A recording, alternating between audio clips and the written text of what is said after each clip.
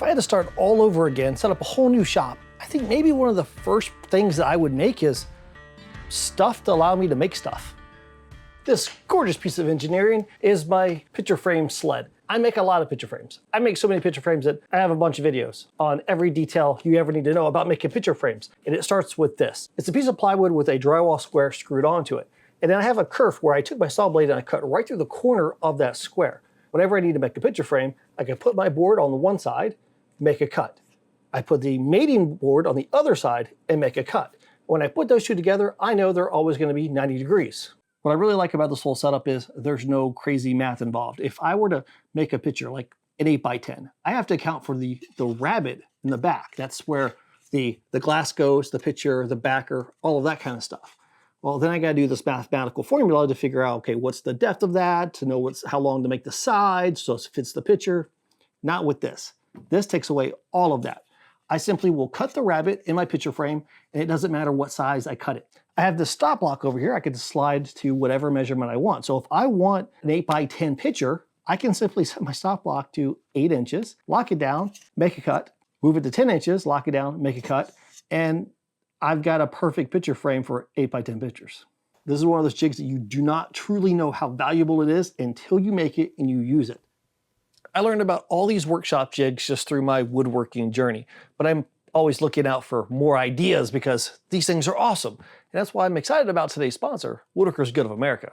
Woodworkers Good of America is your online resource for woodworking instructions, ideas, and information. Woodworkers Good of America is a community of passionate woodworkers who all want to try to get better at their craft. Now what's great is they got a website that is just chock full of premium videos and instructions, articles, you name it, they got it. And it's given by professional woodworkers who understand how to take even the most complicated technique, break it down Sesame Street style so even somebody like me can fully understand it and quickly apply it to my next project. As I was going through my woodworking jigs, I decided let me check out Woodworkers Good of America to see what they have. And sure enough, they have a premium video catalog on woodworking jigs and fixtures. Because of course they do. A few years back, I made a video on how to cut dovetails using a scroll saw. I was pretty proud of it. And then I saw that they actually have a video on how to make a jig to do that at the table saw. So I have to do it now. So I put that at the top of my watch list. Make dovetails on table saw. Woodworkers Good of America. Circled. Smiley face. They're offering a fantastic deal right now. So I put a link in the video description. The first 1,000 of you that go down and click that link, you're going to get 1 year's premium membership to Woodworkers Good of America for only $1.49. That's for new members only. You're gonna want to check this out. Their content is just that good. Thank you to Woodworkers Good of America for sponsoring this video. Now, I'm really excited to show you this next jig. This is bonkers. Check this out. Who knew that such an ugly looking jig could make something so beautiful as this watch display case? This is one of my favorite projects of all time. I actually have a class on my website that teaches you every step on how to make this. But what I really love about it is these brass splines. It just gives it that little bit of extra goodness. And it's made by using this ugly looking contraption. You got a piece of plywood with 2 runners screwed to the bottom of it, and those ride in the T-slots of your table saw. Then you have 2 wings, and you have a bunch of wedges that support those. Here's how this works. Cut some scrap blocks into a 45-degree angle. It doesn't have to be pretty, just 45 degrees. Glue those to the back of one of your wings. Do it again. Glue some to the back of another wing. Stick those 2 pieces together by gluing them on top of the plywood base you have. Raise your blade up high enough so that it pierces the inside of your wedge. Then when you have your box, you simply put it down here. I like to clamp it, maybe use a stop block and a clamp just to hold it in place. Push it through the blade. Boom, it cuts a little slot. Now it's going to cut the slot to the same thickness as your table saw blade, right? Of course. Well, my blade is 1/8 of an inch thick, so all I have to do is get 1/8 of an inch brass, stick it in there, easy peasy.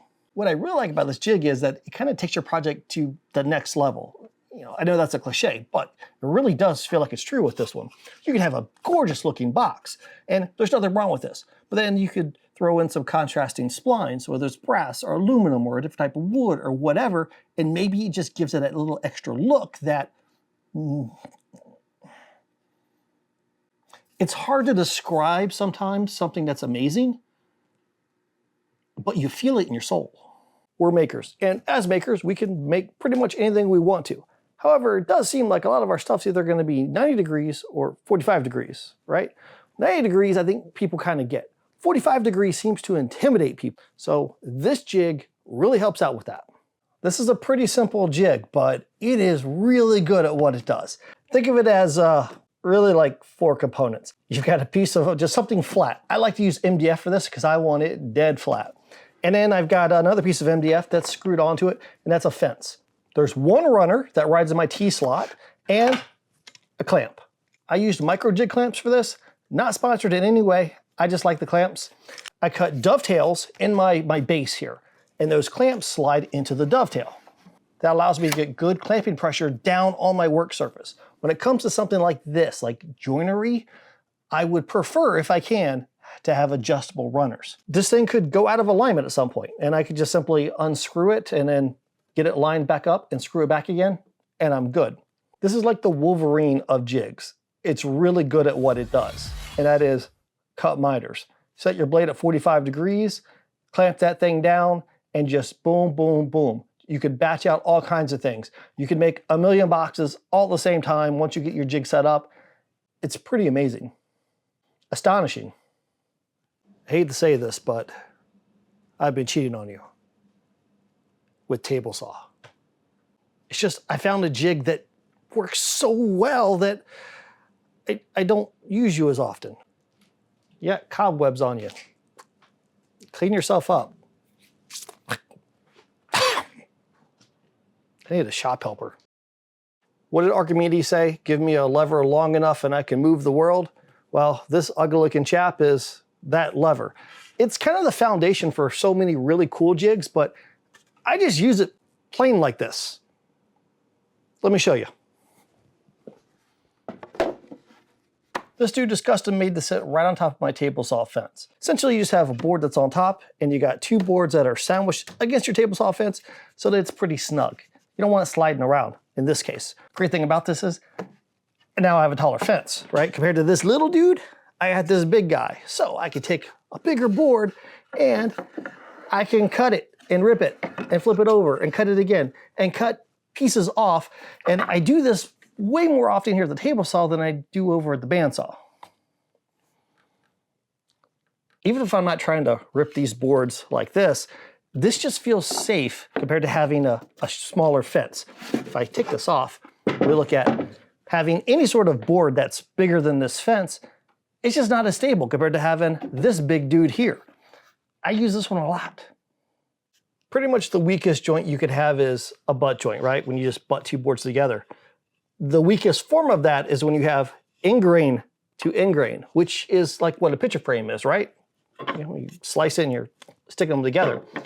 You should probably straighten that up because it could just, break apart. One of the easiest ways to do that is to take some of the jigs we talked about, shove them together, and make like a, amalgam Voltron of awesomeness. This is kind of like the lever jig. It rides on your table saw fence, but then it incorporates some other things in it. We've got the taller auxiliary fence, it does splines, and it's made for picture frames. So here's how this whole thing works. It's sandwiched on my fence, but not as tight as the other jig, so it does slide. That's what I want. I don't want to have it wiggle, but I do want it to slide. And I put some wax on the inside of this to make it glide a little bit easier. You've got a couple supports that are at a 45-degree angle. Take our picture frame, stick it on there, raise the blade up, make sure that you're not cutting all the way through the picture frame, make a cut, rotate it, make a cut, rotate it, and so on. And then you've got cuts in all 4 corners. You put a piece of wood in there or something in there, brass, whatever, and then you've got a spline, and that makes this thing infinitely stronger than having nothing. I use this jig so much that I don't even really think about it to show it on camera. I just zone out, grab it, make my cuts, and move on. That's kind of the way it should be, right? I know I've talked about splines a couple times, but don't think of it as having to be something that's an aesthetic feature, contrasting or whatever. Like this walnut picture frame. I used walnut splines because I didn't want to show any sort of spline. I just wanted to strengthen my picture frame. In this case, it's utilitarian, not aesthetic. This is my edge ripping jig, and I think the most common reason why people want to use one of these is because it makes up for having a joiner. So you can clamp this down, grip one edge of your board, Now you have that clean edge, you can put that against your table saw fence and then cut the other side. And voila, you don't have to have a joiner to do those edges. It's great for that. I actually use it more for another reason. That's getting the right grain out of each one of my workpieces. This jig rides on my table saw fence, but you can also push it back and forth. And it has the same micro jig clamps that slide in dovetails. What is great about this one is I can position my board exactly how I want it to cut as much off on each corner as I want. So like in this case, this board, the corner's pretty good over on this side. This side, not so much. So I can position this so that my blade will cut more off on this corner than it does over here. And I just simply clamp that down. Check out the grain on this piece of cherry though, right? You got a whole lot of sap up here, not as much there, which is typical. If I were to go to my joiner and joint one edge of this, so all that's edge is clean, and I put that against my table saw and I try to cut the other edge. What's gonna happen is I'm gonna cut away all this sap, but I'm also gonna cut away a whole lot of heartwood down here if I make this a straight cut. I don't wanna lose all that material, but by putting it on my jig and cutting at an angle, I can cut all the sap away and then come back over here, put that against my table saw fence, do the same thing. I'm gonna get more yield, more heartwood out of this board than if I would have just jointed it normally. And the jig that I have to absolutely have in my shop, I think every woodworker has to have in their shop, I don't care what type of projects you make, the table saw sled. I made mine a long time ago, and even though I don't use my sled very often, because I usually will use a miter gauge, it's just indispensable. It's invaluable. It's insert other words that start with in. It's perfect for cutting wide boards. You know, like when you take your miter gauge and you pull a little too far out of the table saw, then it gets wobbly, right? Because you're not on the table saw surface anymore. So you can only cut a certain capacity of board. But with a table saw sled, you can make it way bigger. So you could cut really wide boards. But don't overlook how easy it is to cut boards to length when it comes to like long boards. So for mine, I'll clamp on like an auxiliary fence and make that fence super long. So I could cut really long boards. They're easy to make. Get a couple runners and attach those to something that's flat, like particle board or MDF, and then make a fence. You have to have the front fence. The back fence is optional. I like to have it because I feel like my jig's a little bit more stable, but I have removed it if I'm cutting like really wide boards, then I like to be able to remove that. Make sure that the front fence is 90 degrees to your blade. One of the easier ways to do that is to screw one of the ends of your fence to the base, but don't screw the other end.